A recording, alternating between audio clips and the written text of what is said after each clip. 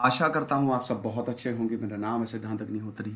Study gloss पे आपका बहुत बहुत स्वागत है। प्रधानमंत्री मोदी जी ने यूनाइटेड नेशन जनरल असेंबली ने बोला है कि भारत जो है it is the mother of all democracies. बिल्कुल सही बात है भाई। क्या क्या मोदी जी ने बोला हम एक एक चीज़ देखेंगे। चैनल को सब्सक्राइब करें, इंस्टा पे फॉलो करें, टेलीग्राम पे है। और दोस्तों 2 अक्टूबर को एक महा टेस्ट होने वाला है। रैंक 1 को यूपीएससी फाउंडेशन कोर्स बिल्कुल फ्री मिलेगा। 2, 3, 4, 5 को यूपीएससी करेंट अफेयर्स। तो ज़रूर इस टेस्ट को दें। हमारा मेंटोरशिप प्रोग्राम तो बहुत शानदार तरीके से चल ही रहा है। Previous year papers crash course type का है। प्रीवियस ईयर पेपर्स मैं डिस्कस करवा रहा हूँ, बहुत ही शानदार। जरूर इसको अवेल करें। तो भारत को मदर ऑफ ऑल डेमोक्रेसीज बोला है यहाँ पे प्रधानमंत्री मोदी जी ने। ठीक है, यूनाइटेड नेशन जनरल असेंबली में बोला, अपनी जर्नी बताई और काफ़ी कुछ बताया। Climate change, poverty alleviation, Afghanistan और यूनाइटेड नेशन सिक्योरिटी रिफॉर्म, इन सब में बात की। पाकिस्तान और चाइना को भी आड़े हाथों लिया और बोला कि भाई ये टेरर ग्रुप जो है ना, ये इंटरनेशनल रूल्स को वॉयलेट कर रहे हैं जो यहाँ पे ऑपरेट करते हैं। हालांकि किसी भी देश का नाम नहीं लिया, ये बहुत अच्छी बात है। पाकिस्तान के प्रधानमंत्री इमरान खान ने, आपने देखा, रिकॉर्डेड स्पीच दी और कैसे भारत को आड़े हाथों लिया। ऐसे कैसे संबंध सुधरेंगे, और भारत का नाम लेते हुए बोला उन्होंने। लेकिन मोदी जी ने किसी का नाम नहीं लिया। हाँ, स्नेहा दुबे ने जम के वाट लगाई है। वो मैंने लेक्चर ऑलरेडी अपलोड किया है कि स्नेहा दुबे ने गर्जी है, इतनी बुरी तरीके से धोया है यहाँ पे इमरान खान को। प्रोपागेंडा चलाते रहते हैं बस। इमरान खान भी एक पपेट है। वैसे बता दूं कि जब इमरान खान प्राइम मिनिस्टर नहीं बने थे और प्राइम मिनिस्टर बनने वाले थे, तो होता क्या था, तब इनके आप स्टेटमेंट देखें तो काफी लिबरल टाइप के होते थे। लेकिन जैसे ही प्रधानमंत्री बने, वापस वही आईएसआई और आर्मी की राह पे चल दिए, क्योंकि भाई उन्हीं का ही पूरा का पूरा दबदबा है।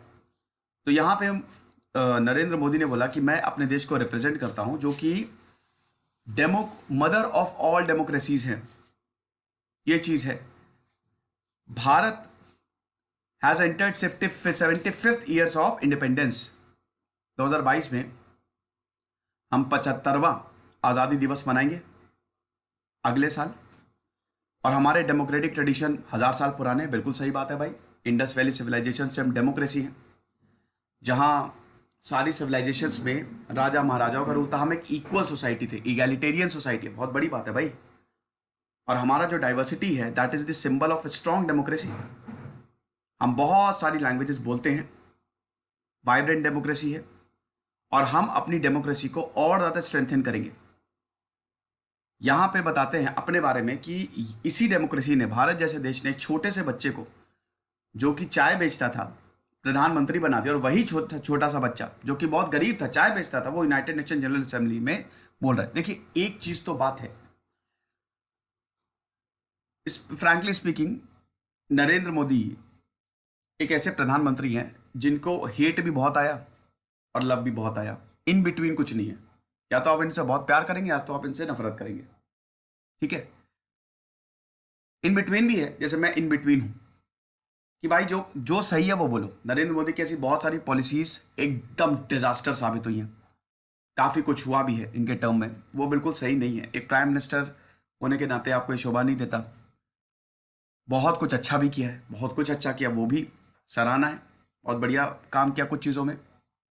लेकिन एक चीज मैं बिल्कुल सराहता हूं, और ये वाकई में एक एग्जाम्पल है कि नरेंद्र मोदी अगर कर सकते तो कोई भी कर सकता है। इसका मतलब ये है कि वाकई में जितनी गरीबी थी, एक इतना गरीब इंसान, नरेंद्र मोदी का एग्जाम्पल है कि एक इतना गरीब इंसान कहां से उठ के आया और वो आज देश का प्रधानमंत्री बन गया। तो आप भी कहीं पे भी हो, कुछ भी कर रहे हो, अगर आपने कुछ कर गुजरने की चाहे तो प्रधानमंत्री बन सकते हैं। ये एक बहुत बड़ा एग्जाम्पल है, ये तो बिल्कुल मैं बात मानूंगा।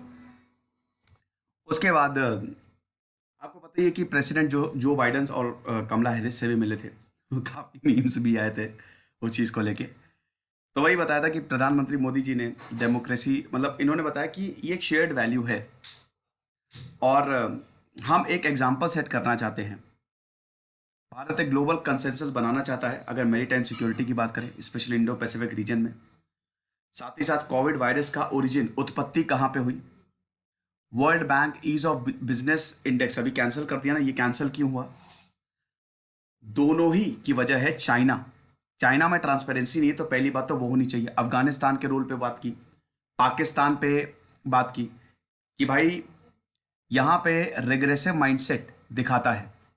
टेररिज्म को एक पॉलिटिकल मीनिंग देने की बात की जा रही है। भाई ये थोड़ा सा गड़बड़ है, क्योंकि तालिबान को यहाँ पे ये एक नेगेटिव मैसेज गया है। अगर भारत को तालिबान से, देखिए कड़वी सच्चाई ये है कि अब हमको तालिबान को एक्सेप्ट करना पड़ेगा। तालिबान कह रहा था कि भाई ऐसा है, हमको भी यूनाइटेड नेशन में बोलने का मौका दो, हमको भी आने दो, हमको भी बोलने दो। तो यूनाइटेड नेशन वाला चाहे चाहे ऐसे तो ये जो बोला है कि ये रिग्रेसिव, भाई बात तो सही है।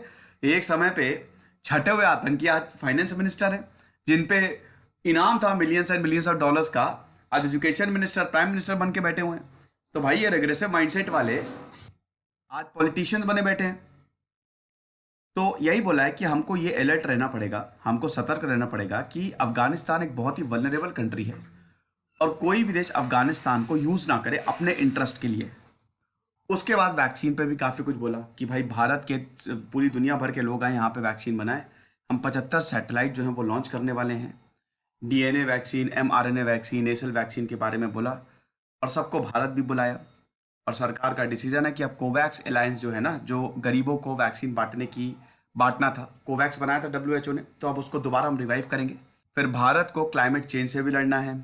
450 गीगावाट रिन्यूएबल पावर कैपेसिटी 2030 तक हम बनाएंगे।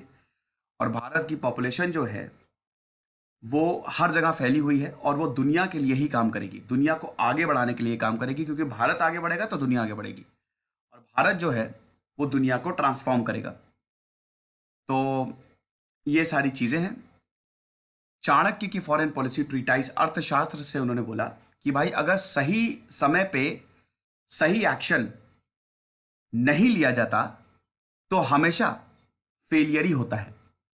तो यूनाइटेड नेशन को अगर रिलेवेंट रहना है, अपनी इफेक्टिवनेस बढ़ानी, तो सही टाइम पे सही एक्शन लेना सीखे। बहुत अच्छी बात है। ये सारी चीजें नरेंद्र मोदी जी ने बोली और ऐसा कुछ मसालेदार नहीं बोला, मसालेदार बोला स्नेहा दुबे ने, है ना। लेकिन एक बहुत ही नपी तुली स्पीच थी, ना ही किसी का नाम लिया और अपनी बात भी कह दी। तो अच्छा है, बढ़िया है। खुश रहिए, पढ़ते रहिए। इधर से सिद्धांत अग्निहोत्री।